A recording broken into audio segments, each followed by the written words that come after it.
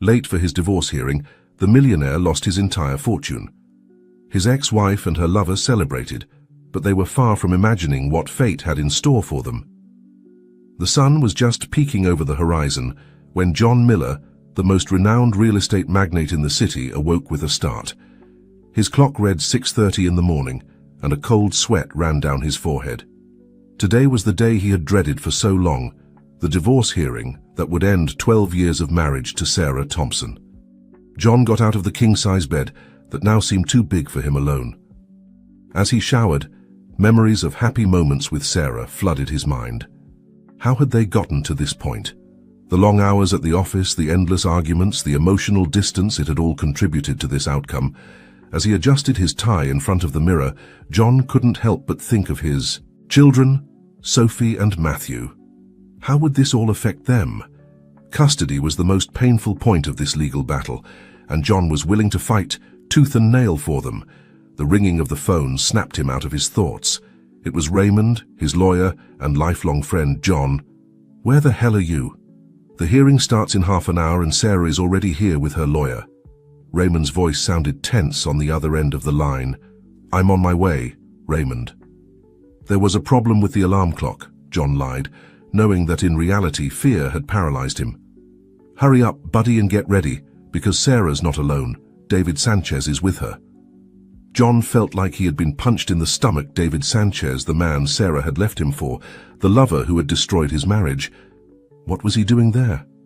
"I'll be there in 10 minutes, John replied dryly before hanging up. As he drove his luxurious sports car through the city streets, John couldn't stop thinking about what awaited him. Not only would he have to face Sarah and the possibility of losing his children, but he would also have to see the face of the man who had stolen his wife. Arriving at the courthouse, John took a deep breath before getting out of the car. Camera flashes momentarily blinded him. Despite his tardiness, the paparazzi were waiting for him, hungry to capture every moment of this scandalous divorce that had dominated the headlines for weeks. "Mr. Miller, is it true that your wife is asking for half your fortune?" One reporter shouted. "How does it feel to see your wife with her lover in court?" Another asked John. Ignored the questions and strode purposefully toward the building entrance.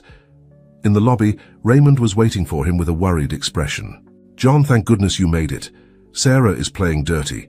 She brought David to provoke you," Raymond warned him in a low voice. "I won't fall for her game, Raymond. I'm here for my kids, and for what's fair," John replied, trying to maintain his composure. When the courtroom doors opened, John felt his heart leap out of his chest. There was Sarah, as beautiful as ever, in a black dress that accentuated her figure. Next to her, David Sanchez, with an arrogant smile that made John's blood boil. Their eyes met for an instant, and John could see in Sarah's eyes a mixture of emotions: resentment, sadness, and something else he couldn't decipher. For a moment, he felt time rewind, and they were back to being the young lovers who had sworn eternal love to each other. But reality hit him when David placed his hand possessively on Sarah's shoulder. The judge entered the room and everyone stood up. John took a deep breath, preparing himself for the battle that was about to begin. Not only was his fortune at stake, but the future of his children and the life he had built with so much effort. As the judge began to speak, John couldn't help but think about how he had gotten to this point. How had love and trust turned into this all-out war?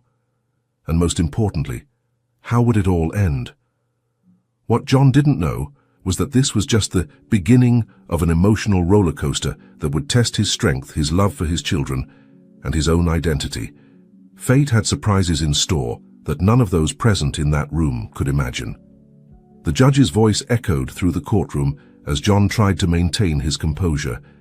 To his right, Raymond furiously took notes, preparing to counter every argument Sarah's lawyer presented. Across the room, Sarah kept her gaze fixed on the judge, avoiding any eye contact with John. David, for his part, couldn't hide a satisfied smile that irritated John to his core. "Your Honor," began Sarah's lawyer, a middle-aged man in an impeccable suit, "my client, Mrs. Thompson, has been a devoted wife and an exemplary mother during the 12 years of her marriage to Mr. Miller. During this time, she has sacrificed her own career to raise their children and support her husband's business empire." We consider it fair that she receive adequate compensation for her years of dedication." John clenched his fists under the table. Dedication? Were the endless parties and luxury trips Sarah so enjoyed a form of sacrifice? Raymond stood up, ready to counter. "Your Honor, while we recognize Mrs. Thompson's role in raising the children, we cannot ignore the fact that she has enjoyed an exceptionally luxurious lifestyle during her marriage. Furthermore, Mrs. Thompson's infidelity—" "Objection," Sarah's lawyer interrupted. "Fidelity is not relevant to the division of assets." "Objection sustained," the judge replied. "Mr. Raymond, stick to the financial aspects of the case." John watched as Sarah tensed at the mention of her infidelity. For a moment he thought he saw a glimmer of guilt in her eyes, but it disappeared as quickly as it had appeared. The hearing continued, with a series of technical arguments about the division of properties, stocks, and other assets. John felt like a spectator in his own life, watching 12 years of marriage reduced to numbers and percentages. It was then that Sarah's lawyer dropped the bombshell no one expected. "Your Honor, my client is willing to make a proposal that could resolve this case expeditiously," he announced with a triumphant smile. "Mrs. Thompson is willing to cede full custody of the children to Mr. Miller in exchange for keeping 75% of the marital assets." A deathly silence fell over the courtroom. John felt the world stop. Was Sarah really willing to give up her children for money? The proposal was so outrageous that even the judge seemed baffled. Raymond leaned over to John, whispering frantically, "It's a trap, John. They can't be serious. They must have something else planned." John could barely process what was happening. He looked at Sarah, searching her eyes for some explanation, some indication that this was a cruel joke. But what he saw left him cold. Determination and a glimmer of greed he had never noticed before. David, for his part, looked like the cat that had eaten the canary. His smile had widened even more, and John could see him gently squeezing Sarah's hand under the table. The judge, recovering from the initial surprise, addressed John. "Mr. Miller, what is your opinion on this proposal?" John felt all eyes on him. His mind was a whirlwind of conflicting emotions and thoughts. On one hand, the idea of having full custody of his children was tempting. He could protect them, be with them without restrictions. But the price, was it worth losing almost everything he had worked for? And then, amid that mental chaos, John had an epiphany. This wasn't just about money or custody. It was a test, a defining moment that would reveal who he really was as a person and as a father. With a calm that surprised even Raymond, John stood up. "Your Honor, I appreciate my wife's generous offer. However, I must categorically reject it." A murmur ran through the courtroom. Sarah seemed genuinely surprised, while David frowned, clearly displeased. "My children are not a commodity to be negotiated." John continued firmly, "I cannot and will not put a price on them. What I propose is that we move forward with a fair agreement, both in terms of assets and shared custody. My children deserve to have both parents in their lives, and I am willing to work with Sarah to ensure that is the case, regardless of our personal differences." The judge nodded approvingly. "That seems a reasonable stance, Mr. Miller. Given these new developments, I think it would be prudent for both parties to take some time to reconsider their positions. I propose a 1-week recess for you to negotiate in good faith and present a joint proposal." As the session adjourned, John could feel Sarah's piercing gaze. For the first time since he had entered the courtroom, he saw something more than coldness in her eyes, confusion, and perhaps a hint of respect. As they left the courtroom, reporters pounced on them, hungry for statements. John limited himself to saying he trusted a fair agreement would be reached, while Sarah and David quickly slipped into a waiting car. That night, alone in his apartment, John reflected on the day's events. He had rejected an offer many would consider irresistible, but in his heart, he knew he had done the right thing. However, he couldn't shake the feeling that this was just the beginning of something bigger, more complicated. What John didn't know was that his decision had set in motion a series of events that would change not only his life, but the lives of everyone involved in this drama. As he stared out the window at the city lights, He couldn't imagine the revelations and twists that fate had in store. For him, the week following the hearing was a whirlwind of emotions and discoveries for John as he prepared for negotiations with Sarah and her legal team. A series of unexpected events began to unravel the complex web of lies and secrets surrounding his marriage. It all started with a mysterious phone call. John was in his office, reviewing financial documents with Raymond, when his secretary informed him he had an urgent call from an unknown number. John Miller speaking. He answered cautiously. "Mr. Miller," said a female voice on the other end of the line, "my name is Elena Vega. You don't know me, but I have information that could be crucial to your divorce case."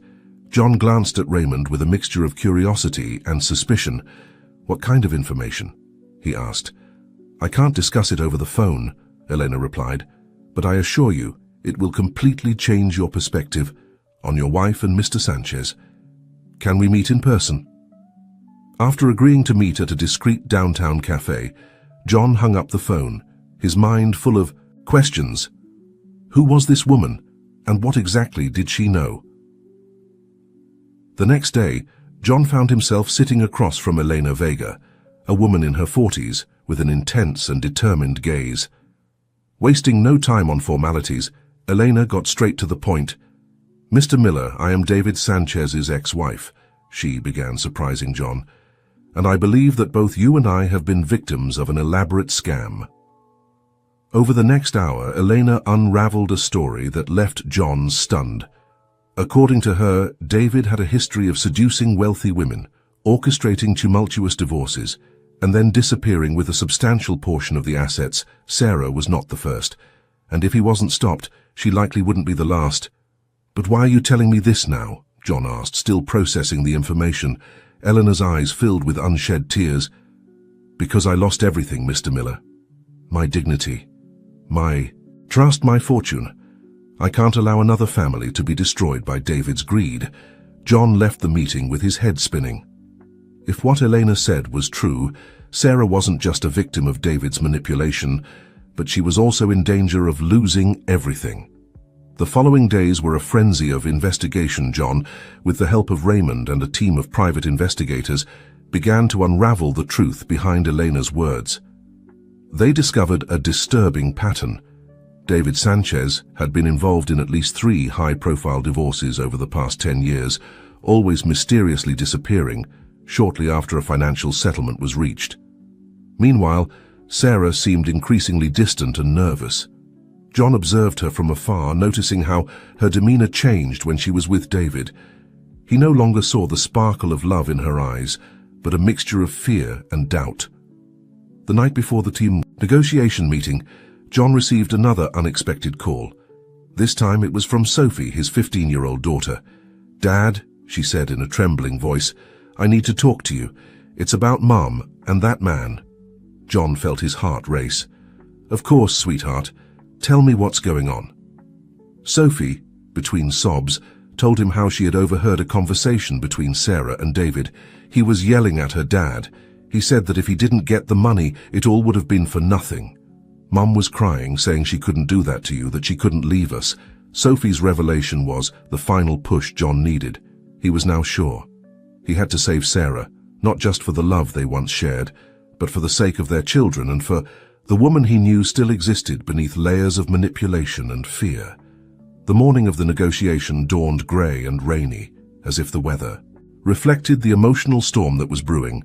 John arrived early at the law office where the meeting would take place, his mind repeatedly going over the plan he had outlined with Raymond. When Sarah entered the conference room, accompanied by David and her lawyer, John immediately noticed the dark circles under her eyes and the tension in her posture. For a moment, their eyes met, and John could see a flash of the woman he had fallen in love with so many years ago. Negotiations began with lawyers exchanging proposals and counteroffers. The atmosphere was tense, charged with contained emotions and hidden agendas. David, sitting next to Sarah, maintained a confident smile, as if he already had victory assured. That's when John decided to make his move. "Before we continue," he said, standing up, "there's something everyone needs to know." Ignoring the lawyer's protests, John began to reveal everything he had discovered about David Sanchez. He spoke of his previous scams, of destroyed marriages and vanished fortunes. With each word, he watched the color drain from David's face, and Sarah's eyes widen with a mixture of horror and understanding. "Sarah," John said, addressing his wife directly for the first time in months, "I know we've had our problems. I know I've failed you in many ways, but I also know that deep down, you're still the strong, compassionate woman I fell in love with. This man," he pointed at David, who now seemed smaller in his chair, "has been manipulating you, using you to get to our money. But it's not too late to make things right." Sarah, tears in her eyes, looked at David, seeking a denial, an explanation, anything that could refute John's words. But David remained silent, his facade of confidence completely shattered. I didn't know," Sarah stammered finally. "I thought he loved me, that he wanted to help me start over." John approached her, ignoring Raymond's warnings. "I know, Sarah, and I'm sorry I wasn't there for you when you needed me, but I'm here now, and I want us to fix this together. Not for me, not for you, but for our children." The silence that followed seemed to last an eternity. Everyone in the room held their breath, waiting to see how this unexpected turn of events would unfold. Finally, Sarah stood up, moving away from both David and John. "I need time," she said in a shaky voice. "I need to think about all of this." Before anyone could say anything more, Sarah hurried out of the room, leaving behind a chaos of emotions and unanswered questions. David, seeing his plan crumbling, tried to follow her, but John stopped him with a firm hand on his shoulder. "I think you've done enough damage," he said in a cold voice that left no room for discussion. As the lawyers argued about how to proceed, John stood by the window, watching the rain fall over the city. He knew this was just the beginning of a long and painful process of healing and reconciliation, but for the first time in a long time, he felt a spark of hope. What John didn't know was that this revelation would trigger a series of events that would test not only his love for Sarah, but also his faith in justice and in himself. The path to truth and redemption was just beginning, and there would be more surprises and challenges to come. The days following the dramatic meeting were a whirlwind of emotions and changes. Sarah, overwhelmed by the truth about David and John's unexpected compassion, secluded herself at her sister's house, refusing to speak to anyone except her children. John, for his part, found himself on an emotional roller coaster. On one hand, he felt immense relief at having exposed the truth and potentially saved his family from a greater disaster. On the other, uncertainty about the future of his relationship with Sarah consumed him. It was Matthew, his 10-year-old son, who finally broke the impasse. One afternoon, while John was working in his home study, Matthew entered with a serious expression that seemed out of place on his young face. "Dad," he said, sitting down in front of John's desk, "are you going to get back together with Mom?" The question took John by surprise. "Matthew, it's complicated. Your mother and I have a lot to talk about." Matthew frowned. "But you saved her from the bad man, didn't you? In the movies, when the hero saves the girl, they always end up together." John couldn't help but smile at his son's childlike logic. "Real life isn't like the movies, champ, but I promise you that no matter what happens, your mom and I will always love you and your sister." That night, inspired by Matthew's words, John made a decision. He wrote a long letter to Sarah, pouring into it all his feelings, the regret for past mistakes, the pain of separation, the hope for a future together. He didn't ask for forgiveness or make grandiose promises.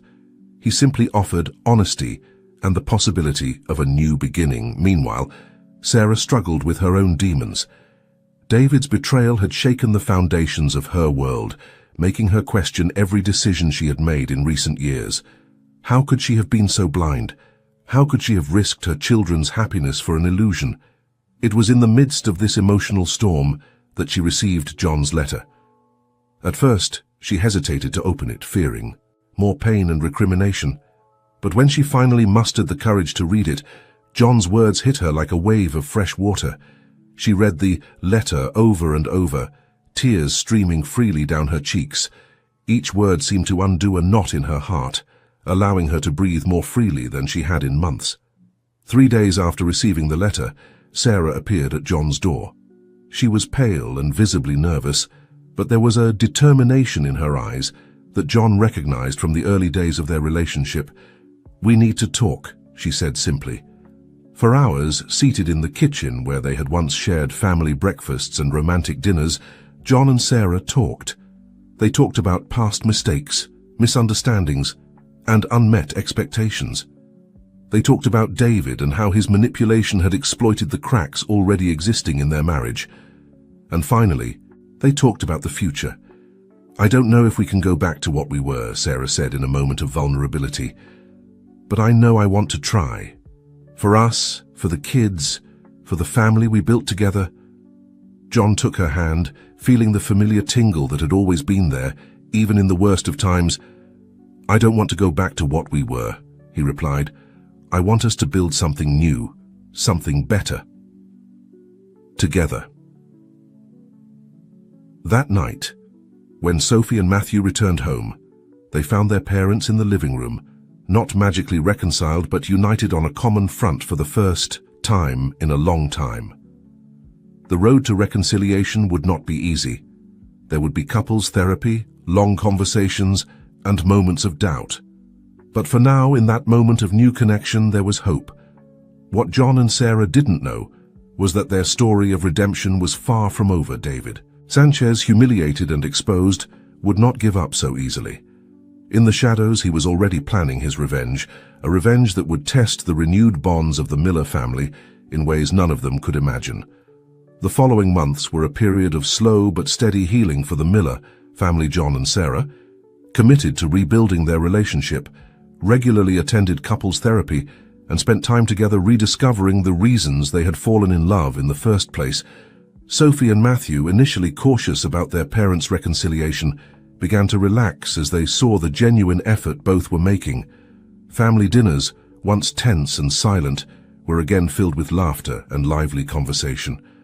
On the legal front, things also seemed to be improving.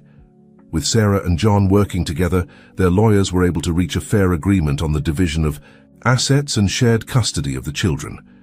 The divorce, which had once threatened to be a bitter battle, was now heading towards an amicable resolution. However, beneath this apparent calm, a storm was brewing. David Sanchez, whose reputation and plans had been destroyed by John's revelations, had disappeared from public view. But far from having abandoned his ambitions, David had spent the past months meticulously planning his revenge.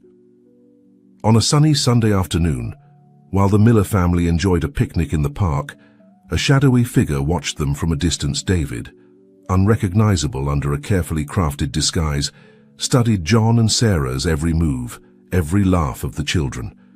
His eyes glinted with a mixture of hatred and determination. "Enjoy while you can," he muttered to himself. "Soon you'll know what it really means to lose everything." That same night, in a small, discreet apartment on the outskirts of the city, David met with Elena Vega, the ex-wife who had warned John about his plans. "Is everything ready?" David asked, his voice cold and calculating. Elena, visibly uncomfortable, nodded. "Yes. But David, are you sure you want to do this? You've already caused enough damage." David looked at her with a smile that didn't reach his eyes. "Dear Elena, this isn't about damage, it's about justice. John Miller destroyed my life, and now I will destroy his." What David didn't know was that Elena, consumed by guilt over her role in David's previous plans, had been secretly recording their conversations. As David gloated over his plans for revenge, Elena squeezed the small recording device in her pocket that could be the key to stopping him. Meanwhile, unaware of the threat looming over them, John and Sarah continued to work on their relationship. One night, while the children slept, they sat in the backyard sharing a bottle of wine and reminiscing about old times. "Do you remember our first date?" Sarah asked, laughing softly. "You were so nervous that you spilled your drink on my new dress." John joined in her laughter. "How could I forget? I thought I had ruined every chance with you, but you just laughed and said you liked men who could make things interesting." Sarah took John's hand, her expression becoming serious. "John, I know we've been through a lot and that we still have a long way to go, but I want you to know that I'm grateful. Grateful for your forgiveness, for your patience, for not giving up on our family." John squeezed her hand, feeling a surge of emotion. "Sarah, you and the kids are my life. No matter what happens, I will always fight for us." As John and Sarah shared that moment of connection, they couldn't imagine the storm that was coming, a storm that would test their renewed love and the strength of their family in ways they had never anticipated. The morning began like any other for the Miller family.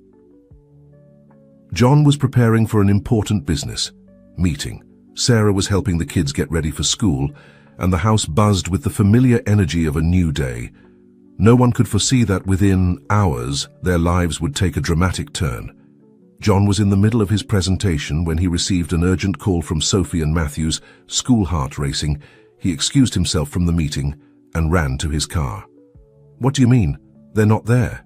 John asked, his voice trembling as he spoke to the principal on the phone. "How can 2 children disappear from school?" The principal's answer only increased his panic. Apparently, a man who identified himself as the children's uncle had come to pick them up, presenting an authorization that seemed to be signed by Sarah. The children, recognizing the man from family photos, had gone with him without protest. John felt his world crumbling around him. He knew exactly who this uncle was, David Sanchez. Meanwhile, Sarah, who had been at a doctor's appointment, received the news with equal horror. She met John at the police station, both of them pale and shaking. "It's my fault," Sarah sobbed. "I should have been more careful. I should have warned the school about him." John hugged her tightly, struggling against his own fear and guilt. "It's not your fault, Sarah. It's David. It was always David." The next hours were a flurry of activity. Police launched a large-scale search, Amber Alerts were issued, and the media soon echoed the news of the kidnapping of famous businessman John Miller's children. As the city mobilized in search of Sophie and Matthew, John and Sarah faced their worst nightmare. Sitting in their living room, surrounded by police and detectives, they desperately tried to think of any clue that might lead them to their children. That's when John received a text message from an unknown number. "If you want to see your children again, you will come alone to the abandoned warehouse on Pier 17 at midnight. Bring the documents for all your properties and companies. One cop and the kids disappear forever." John felt a mixture of relief and terror. His children were alive, but in the hands of a desperate and dangerous man. Without a second thought, John began gathering the requested documents. Sarah, realizing his intentions, confronted him. "You can't go alone," she said, her eyes filled with tears. "It's too dangerous." John took her face in his hands. "Sarah, I'll do whatever it takes to bring our children back. Trust me." As John prepared for the encounter, ignoring warnings from the police and Sarah's pleas, he didn't know he was about to face not only David, but a truth that would change everything he believed he knew about his past and his family's. At the abandoned warehouse, David waited with a malevolent smile. Sophie and Matthew, scared but unharmed, were tied up in a corner, and next to them, to everyone's surprise, was Elena Vega with a look of guilt and determination on her face. The stage was set for a confrontation that would reveal secrets buried for years and test the limits of love, loyalty, and forgiveness. The abandoned warehouse was a maze of shadows and echoes as John entered, his heart pounding in his chest. The smell of rust and salt water permeated the air, mixing with the palpable fear emanating from every corner. "David!" John shouted, his voice echoing in the empty space. "I'm here! Let my children go!" A cold, calculating laugh was the response. From the shadows emerged David, his face a mask of triumph and contempt. Behind him, Elena Vega gently pushed Sophie and Matthew, who looked at their father with a mixture of relief and terror. "Ah, John," David said, clapping slowly. "Always the hero, aren't you? Willing to sacrifice everything for your precious family. It's touching, really." John stepped forward, his eyes fixed on his children. "Are you okay?" he asked, his voice broken with emotion. Sophie nodded, silent tears running down her cheeks. Matthew, trying to be brave, murmured a weak, "Yes, Dad." "The documents," David demanded, extending his hand. "Now." John pulled a thick envelope from his jacket and threw it at David's feet. "There you go, everything you asked for." Now let my children go." David bent down to pick up the envelope, his eyes shining with greed, but before he could open it, Eleanor stepped forward. "Wait, David," she said, her voice trembling slightly. "Before you do anything, there's something everyone needs to know." David turned to her, his expression a mixture of confusion and rage. "What are you talking about, Elena? This isn't the time for your crises of conscience." Elena took a deep breath, looking first at David, then at John, and finally at the children. "I'm sorry," she said softly. "I'm sorry for everything, but I can't go on with this lie anymore." And then, to the astonishment of everyone present, Elena began to unravel a story no one, not even David, expected to hear. "John," she said, looking him straight in the eye, "David isn't just a scammer, he's your brother." The silence that followed this revelation was deafening. John felt the world stop, his mind struggling to process what he had just heard. "What?" He finally managed to articulate. "That's impossible. I don't have any brothers." Elena shook her head. "Yes, you do, one you never knew about. You see, your father, he had an affair many years ago. David is the result of that affair." David, who seemed as surprised as John, turned to Elena in fury. "What the hell are you talking about? This wasn't part of the plan." "The plan changed," Elena replied, pulling a small recorder out of her pocket. "I've recorded every conversation, every plan we've made. I can't be part of this anymore." As David struggled to comprehend this betrayal, John found himself in an emotional whirlwind. Memories of his childhood, fragments of overheard conversations, everything began to fit into a pattern he had never seen before. "Why?" he finally asked, his voice barely a whisper. "Why do all this?" David, recovering from the initial surprise, let out a bitter laugh. "Why? Because you had everything. Our father's love, the empire he built, the perfect family. While I grew up in poverty, not even knowing who my father was, until it was too late." John took a step towards David, his initial anger giving way to a deep sadness. "I had no idea, if I had known." "What?" David interrupted. "You would have welcomed me with open arms. You would have shared your fortune with me. Don't make me laugh." That's when Sophie, who had been listening to everything in silence, spoke. "Uncle David," she said softly, surprising everyone with the use of that title. "Family isn't about money or who has what. It's about love and forgiveness." Her words, innocent yet filled with wisdom, seemed to penetrate the armor of bitterness David had built over the years. For a moment, everyone could see the hurt and abandoned child hiding behind the hardened man. John, moved by an impulse he couldn't explain, approached David and placed a hand on his shoulder. "She's right," he said softly. "I can't change the past, but we can build a future together." David looked at John, then at the children, and finally at Elena. Years of resentment and plans for revenge now faced the possibility of having the family he had always longed for. As police sirens began to be heard in the distance, Sarah, unable to sit idly by, had alerted the authorities. David made a decision that would change the course of all their lives.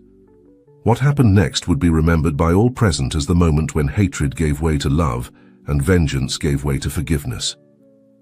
But the path to true reconciliation and healing was just beginning.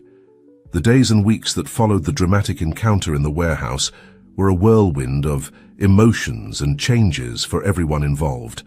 The news that famous businessman John Miller had a secret brother, and that this brother had orchestrated the kidnapping of his niece and nephew, became the scandal of the year. David, facing charges of kidnapping and extortion, surprised everyone by pleading guilty and expressing deep remorse for his actions. John, in an act that many considered incomprehensible, decided not to press additional charges and instead advocated for leniency from the court. "My brother acted from a place of pain and abandonment," John declared to the media. "I don't justify his actions, but I understand their origin. I believe in redemption and the healing power of family." Sarah, although initially reluctant, began to see the potential for healing in the situation. "Our children taught us a valuable lesson about forgiveness," she said in an interview. "If they can see beyond the pain caused by their uncle, Who are we to not try? As David served a reduced sentence, John worked tirelessly to unravel the truth about his father and his family's hidden past. He discovered old letters, forgotten photographs, and finally, a diary that revealed his father's torment over the son he could never openly acknowledge, Elena Vega, whose testimony and recordings were crucial in bringing the whole truth to light, found her own redemption. Working with organizations supporting victims of emotional scams, she began to use her experience to help others heal and recover. Sophie and Matthew, although initially traumatized by the kidnapping experience, showed amazing resilience. With the help of therapy and the unconditional love of their parents, they began to process what had happened, and surprisingly, to develop a genuine curiosity to know their uncle once he was out of prison. A year after the incident, the Miller family was preparing for an event that no one would have thought possible: David's first visit since his release. The tension in the house was palpable as they awaited his arrival. John paced the living room, Sarah nervously adjusted the sofa cushions, and the children anxiously looked out the window. When the doorbell finally rang, everyone stood still for a moment. John took a deep breath and opened the door. There stood David, thinner and with grayer hair, but with a look of nervousness and hope in his eyes that John had never seen before. "Hello," David said softly, his voice heavy with emotion. "Welcome," John replied, surprising himself by stepping forward and embracing his brother. The hug, although brief and somewhat awkward, marked the beginning of a new chapter in the life of the Miller family. It wouldn't be easy, and there would be moments of doubt and tension. But in that instant, everyone felt the possibility of a future in which love and forgiveness would triumph over resentment and pain. As the family gathered in the living room, sharing stories and beginning the long process of truly getting to know each other, John couldn't help but think about how far they had come. From a marriage on the brink of collapse and a family nearly destroyed by revenge, they were now on the path to a stronger, deeper bond than ever. Looking at Sarah, who was smiling as Matthew bombarded David with questions about his life, John felt a surge of gratitude and love. They had overcome the unthinkable and somehow had come out stronger on the other side. The future was still uncertain, and the path to complete reconciliation would be long and sometimes difficult. But John knew that as long as they stayed united and open to the transformative power of love and forgiveness, they could overcome any obstacle. The battle for love and fortune had ended, but the true victory was not in material goods or winning a legal fight. The true victory was in healed hearts, restored relationships, and a reunited family. The following months after David's release were a period of adjustment for everyone. The Miller family embarked on a complex emotional journey, full of ups and downs, as they tried to integrate David into their lives. John, determined to make up for the lost years, spent hours with David, sharing stories of his childhood and learning about his brother's life. They discovered, to their surprise, that they had a lot in common. From their love of chess to their passion for classical literature, Sarah, though initially cautious, began to see a different side of David one day. While watching him play with Matthew in the garden, teaching him how to throw a baseball, Sarah realized she was seeing the man David could have been if life had given him other opportunities. Sophie, for her part, found an unexpected confidant in her uncle David. With his unique perspective on mistakes and regret, became a mentor to the teenager, helping her navigate the complex high school years with a wisdom born from his own difficult experiences. However, not everything was rosy. There were days when old resentments surfaced, moments when distrust threatened to destroy the fragile balance they had achieved one night. During a family dinner, an argument about the past quickly escalated.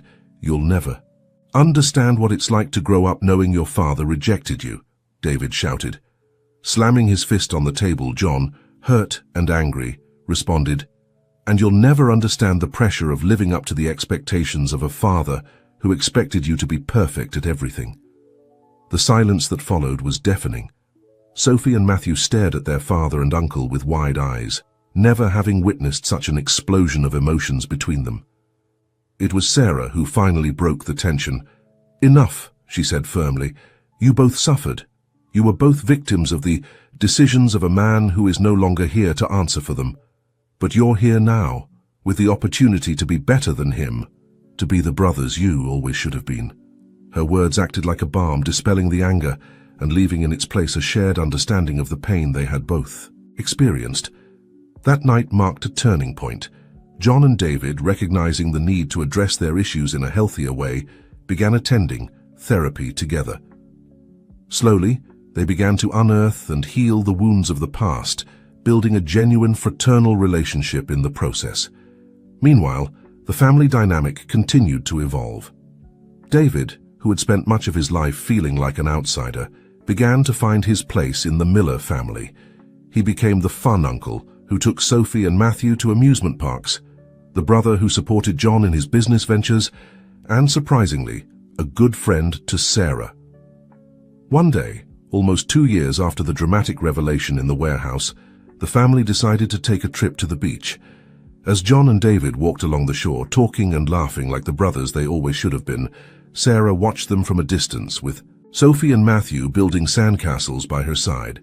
"Mom," Sophie said, looking at her father and uncle, "do you think things will always be this good now?" Sarah smiled, hugging her children. "Life is never perfect, honey. There will be difficult times, disagreements, and misunderstandings. But if there's love, forgiveness, and a willingness to work together, we can overcome anything." As the sun set on the horizon, bathing the scene in golden and pink hues, John and David returned to where the rest of the family was. They all sat together on the sand, sharing stories and laughter, united not just by blood, but by love and shared experiences. In that moment, John looked around and felt a deep sense of peace and gratitude. The battle for love and fortune had been long and painful, but the final prize was much more valuable than any material wealth. They had won a stronger, more united and more complete family than they had ever imagined. The path to healing and reconciliation had not been easy, and they knew there would still be challenges ahead. But as he watched his wife, his children, and his newly discovered brother, John, knew that together they could face anything life threw at them. The telenovela of their lives had had unexpected twists, moments of high drama and shocking revelations. But in the end, love, compassion, and forgiveness had triumphed over hatred and revenge. And so as the stars began to appear in the night sky, the Miller family prepared for the next chapter of their lives, one they would write together with all their imperfections and beauty. 5 years had passed since that dramatic day in the warehouse. The lives of the Miller family had changed in ways none of them could have imagined. John, inspired by his own experience of family reconciliation, had reoriented much of his business efforts towards philanthropic projects. He founded an organization dedicated to reuniting separated families and providing psychological support to those who had suffered family traumas. Sarah, for her part, had resumed her career as a psychologist, specializing in family therapy. Her own story of overcoming and forgiveness had become a source of inspiration for many of her patients. David, determined to make amends for his past mistakes, had become a passionate advocate for prison reform. Using his business skills for good, he had established a job reintegration program for ex-convicts, offering them a second chance at life.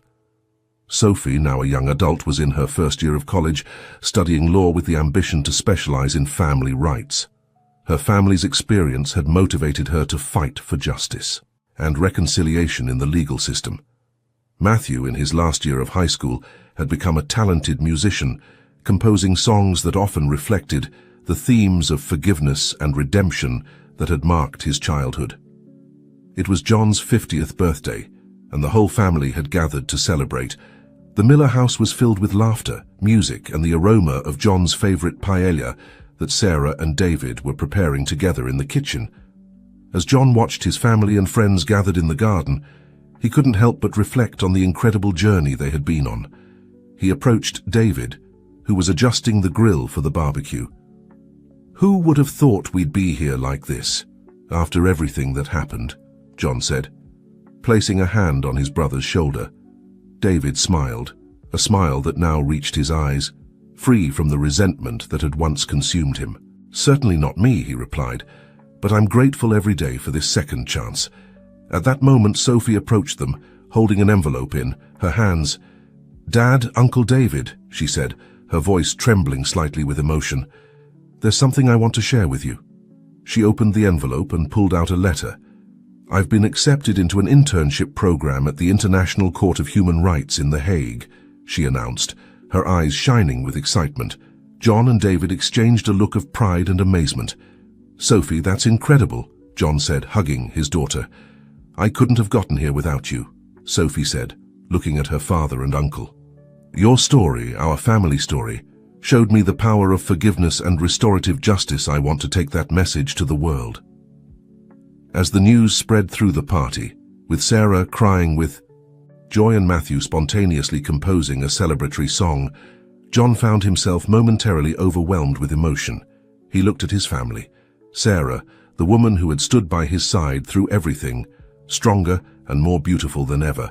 David, the brother who had gone from being his greatest enemy to one of his closest confidants. Sophie, the girl who had once been kidnapped and was now preparing to fight for justice on the international stage. And Matthew, whose music filled the air with notes of hope and love. At that moment, John realized that true wealth was not in his bank, accounts, or properties. It was here, in this garden, in the bonds that had been tested, broken, and rebuilt stronger than ever. The battle for love and fortune had ended long ago, but its fruits continued to ripen, sweeter with each passing year. What was once a story of betrayal and revenge had been transformed into a testament to the power of love, forgiveness, and redemption. As the sun began to set, bathing the scene in a warm, golden glow, John raised his glass. "To family," he said, his voice thick with emotion. "To the love that heals, the forgiveness that frees, and the hope that never dies." Everyone raised their glasses, united not just by blood, but by shared experiences, healed wounds, and the love that had triumphed over every obstacle. And so, as night fell gently over the Miller house filled with love and promises of a bright future, John knew that this was the true fortune he had fought for all his life, a fortune that no amount of money could buy and no adversity could destroy. 10 more years had passed since that memorable 50th birthday of John's the Miller family had expanded and evolved in ways none of them could have predicted. It was a sunny Sunday afternoon, and John and Sarah's house buzzed with activity. The garden, once a scene of confrontations and reconciliations, was now filled with children's laughter and lively conversations. John, with a few more grey hairs but the same bright eyes, played with his grandchildren on the lawn. Sarah, as elegant as ever, served lemonade to the guests, her radiant smile a testament to the peace she had found. David, who now ran the Social Reintegration Foundation founded by John, chatted animatedly with Sophie about her latest case at the International Court. Sophie, having become a respected human rights lawyer, had recently returned from a mission abroad.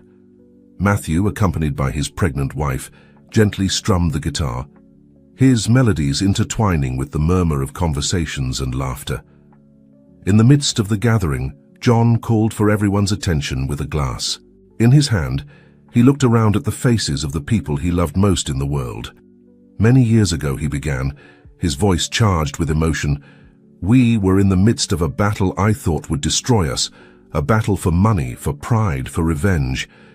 But today, looking at all of you, I realized that battle led us exactly where we were meant to be." He paused, his eyes meeting Sarah's, then David's. "We learned that true wealth is not in bank, accounts, or properties. It's here, in the bonds we've forged, in the love we've cultivated, in the forgiveness we've granted and received." David nodded, his eyes shining with unshed tears. Sarah squeezed John's hand, a silent confirmation of every word. "Sophie," John continued, looking at his daughter, "your fight for justice on the international stage fills me with a pride I can't express in words. Matthew, your music has healed hearts. Beyond our family and David," he said, his voice cracking slightly. "My brother, your transformation and dedication to helping others is a testament to the power of love and redemption." John raised his glass. "To our family, to the battles that have strengthened us, to the love that has healed us, and to the future we build together every day." Everyone raised their glasses, united in a moment of profound gratitude and love. As the sun began to set, bathing the scene in a warm, golden glow, John found himself reflecting on the incredible journey they had been on. From a marriage on the brink of collapse and a family nearly destroyed by revenge, they had emerged stronger, more united and more complete than they had ever imagined. The battle for love and fortune had ended long ago, but its fruits continued to ripen, sweeter with each passing year. What was once a story of betrayal and revenge had been transformed into a legacy of love, forgiveness, and hope. Looking around at the 3 generations of Millers gathered in harmony, John knew that this was the true, happy ending. It wasn't a perfect ending, because life never is. There would be more challenges, more tears, more moments of doubt, but there would also be more love, more laughter, more moments of pure joy. And as night fell softly over the Miller house, filled with love and promises of a bright future, John knew that this was the true fortune he had fought for all his life, a fortune that no amount of money could buy and no adversity could destroy. The music from Matthew rose softly into the night air, a melody that spoke of second chances and unconditional love. Sophie joined her brother, her voice blending harmoniously with the guitar, singing about the strength that comes from forgiveness. Sarah approached John, intertwining her fingers with his. "Who would have thought we'd end up like this?" she whispered, resting her head on her husband's shoulder. John smiled, gently kissing Sarah's forehead. "Life has a funny way of leading us exactly where we need to be," he replied. David approached the couple, his eyes shining with a mixture of gratitude and brotherly affection. "Thank you," he said simply, his voice heavy with emotion, "for not giving up on me, for giving me the family I always dreamed of having." John hugged his brother, tears streaming freely down his cheeks. "Thank you, David, for teaching us the true meaning of forgiveness and redemption." As the 3 of them embraced, Sophie and Matthew joined, the group hug, followed by the grandchildren and the rest of the extended family. It was a moment of pure connection, a living testament to the transformative power of love. As the night wore on, the party began to wind down. Guests slowly left, leaving behind echoes of laughter and promises of future gatherings. Finally, only the immediate family remained.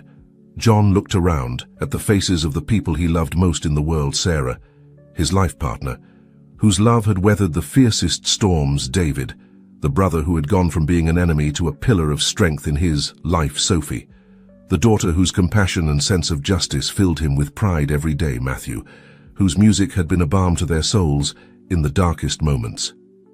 "You know," John said, his voice soft but filled with conviction, "our story could have been a tragedy. We could have been lost in resentment, revenge, and pain, but we chose a different path. We chose love, forgiveness, and hope."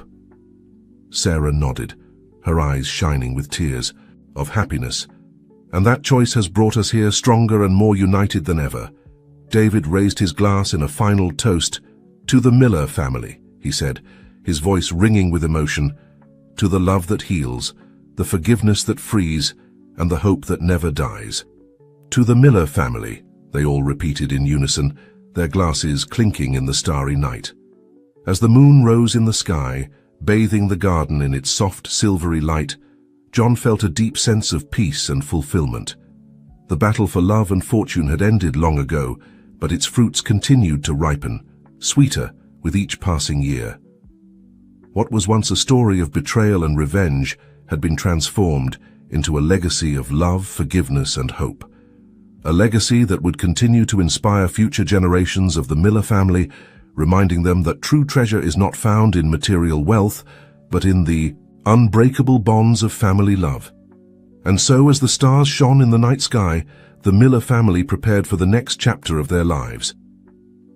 Chapter they would write together, with all their imperfections and beauty, always guided by the love they had fought so hard to preserve and nurture, because in the end, that was the true fortune they had fought for. A fortune that no amount of money could buy, and no adversity could destroy. The love of a family, united not just by blood, but by shared experiences, healed wounds, and granted forgiveness. And as John looked at his family one last time before entering the house, he knew he wouldn't change a thing about their journey. Every tear, every moment of doubt, every battle fought had been worth it, because it had brought him here, to this perfect moment of love and family unity. The battle for love and fortune had ended, and love had triumphed,